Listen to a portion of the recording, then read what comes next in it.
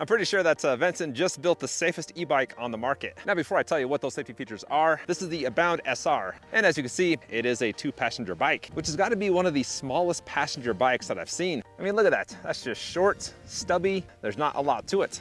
And it only weighs 80 pounds. 80 pounds for a 2-passenger bike, that's very lightweight. And check out this captain's chair. This is just pretty dang cool.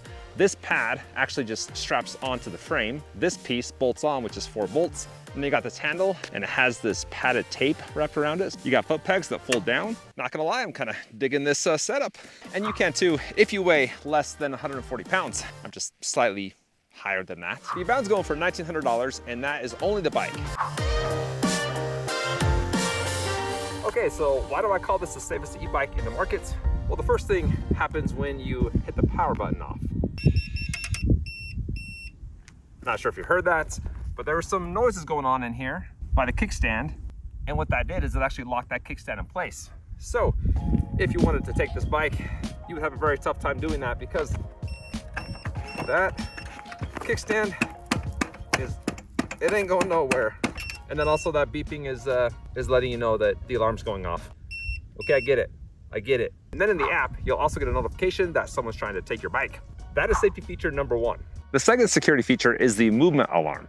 In the app, they call it the unusual detection scale. And there's low, medium, and high. And that basically just sets how much movement the bike has to have before the alarm sounds and it sends you a notification. I've got it set to high mode. And if I just move this around a little bit, within a second or two, that alarm should sound.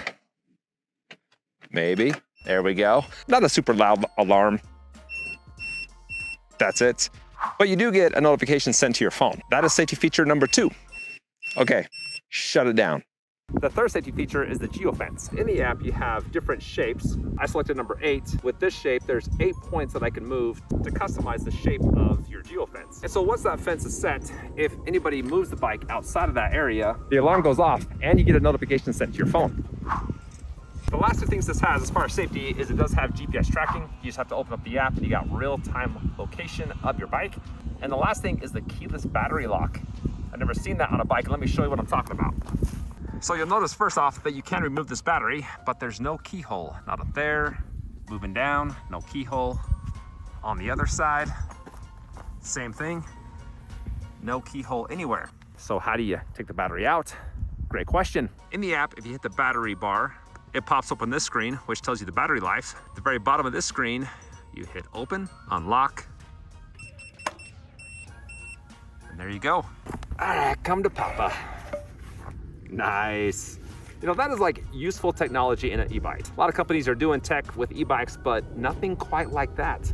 Now, the nice thing about this is that even though the battery's not in, the alarm will still sound off. And you also don't have to worry about somebody stealing your keys or losing your keys. It's all done in the app.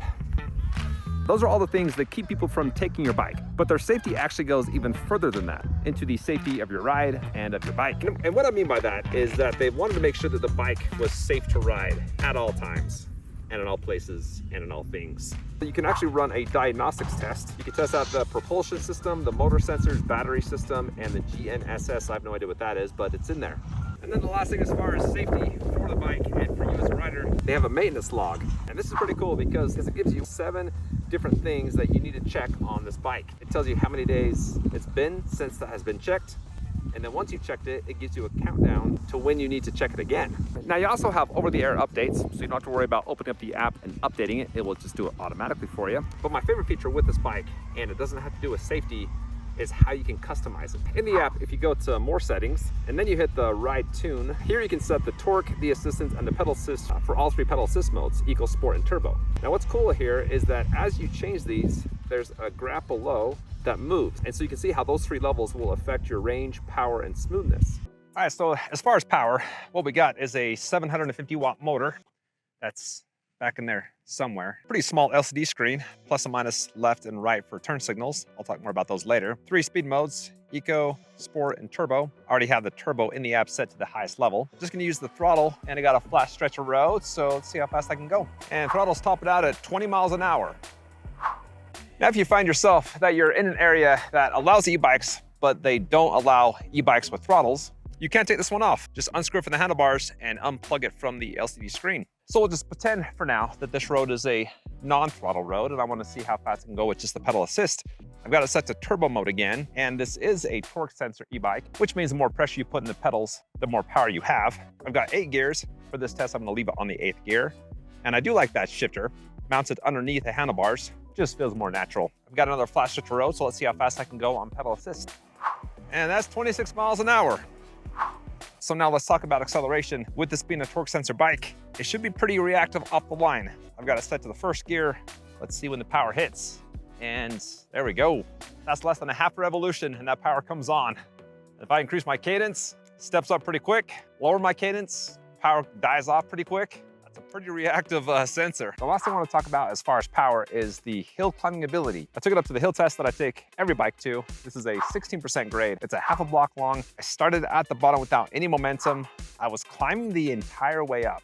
I mean, this thing just has a lot of power and a lot of torque to climb. I was very impressed with it. By the time I reached the top, I was going over 12 miles per hour. So I'm very impressed with its hill climbing ability. If you got hills in your area, I think you're gonna be okay with that. Now it's time to talk about the ride of the fill. And one of the coolest things I like about this bike is that you can actually adjust and raise up the stem. There's markings right here, and this goes down into the head tube. You can raise that up to 140 millimeters. And then with the BMX style handlebars, you got a pretty upright posture. This is a step-through bike, so easy to mount and dismount. You got commuter-style grips that are locked onto the handlebars. This is Tektro mineral oil hydraulic brakes. Right side controls the rear, left side the front. Tektro are more of the higher end level as far as hydraulic brakes go. You got a pretty basic saddle, not the most comfortable, but there is a handle underneath, helps you to move it around and pick it up, especially when you want to put the kickstand down. Now you do have seat post suspension, so it's technically a full suspension bike. Well, with that and then with the front fork hydraulic suspension that you can lock out and adjust. And that does give you 50 millimeters of travel. You've also got some 20-inch road grade tires, so not a lot of tread, which is gonna make for a smoother and quieter ride.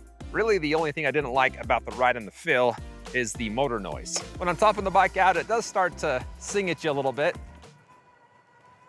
Now you also have a carrying capacity of 440 pounds and a rider size of 4'11 to 6'3. All right, so now I guess it's time to talk about the range. I've talked a little bit about the battery before, but that is a 36 volt, a 20 amp hour. It's UL certified. It takes around 5 hours for a full recharge. And if you have those 3 settings that I showed you in the app set to the lowest level, they say you can get up to 60 miles. Is that everything with range?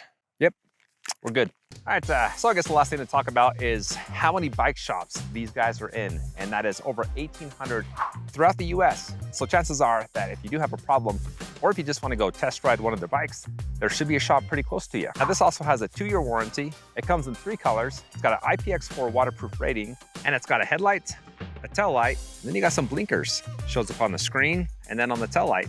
Okay guys, well that's pretty much it for the Abound SR. If you're looking for a passenger bike that's not too big, can carry a lot of weight, and then just has like every security feature in the world, this is a good option. I've got the link in the description if you want to check it out.